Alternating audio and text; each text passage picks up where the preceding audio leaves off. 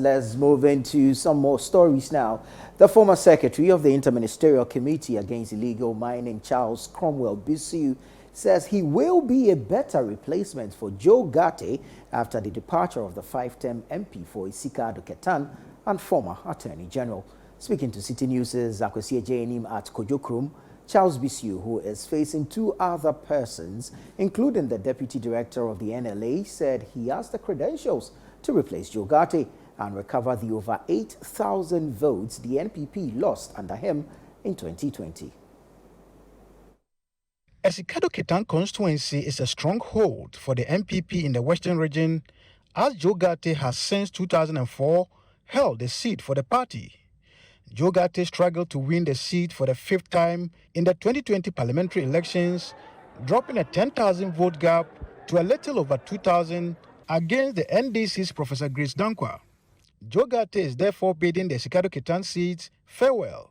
With his departure, the Essikado-Ketan seat has become free for all, with three aspirants seeking to represent the party in the upcoming NPP parliamentary primaries.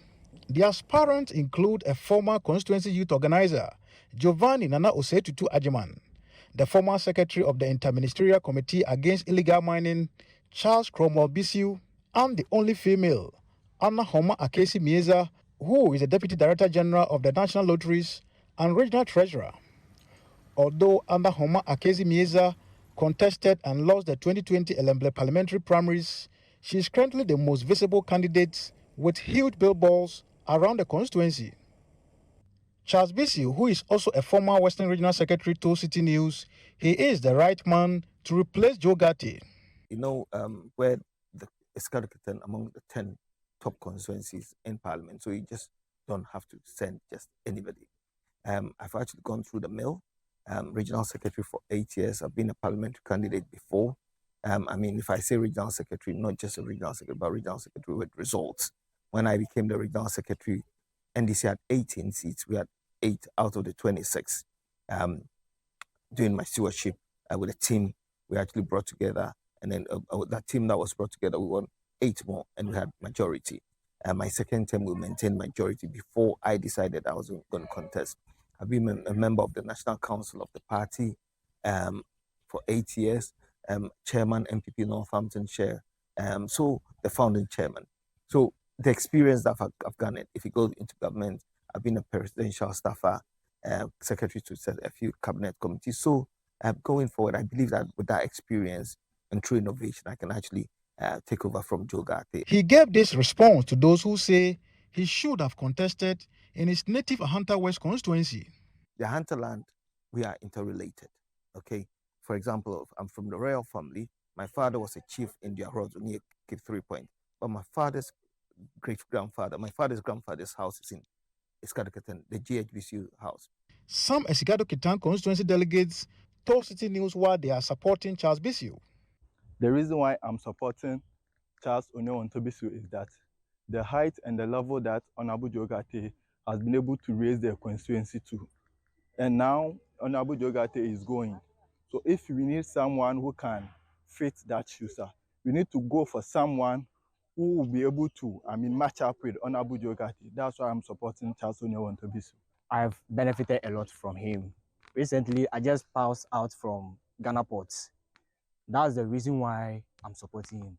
But a lot of students in this constituency also benefit a lot from him, paying their school fees, they are on scholarship board, and those with hand skills training also, they are also benefit from him. That is why I'm supporting Charles Bissue. And we know he will win and break the 8 for NPP. Charles Bissue promised not to just win the primaries, but also restore the NPP's vote it lost in the 2020 general elections. Although both Giovanni Osetutu Agyei and Anna Homa Akesi Mieza failed to respond to our interview request, I came across this supporter of the only female aspirant. She has been building toilets, boreholes, paying people's school fees. Even 2 weeks ago, she gave the TVET 72/4. Yeah, so she has been doing good. and we think she's the best candidate for us. And if we don't vote for a woman, we should forget it, because the seats cannot be for us.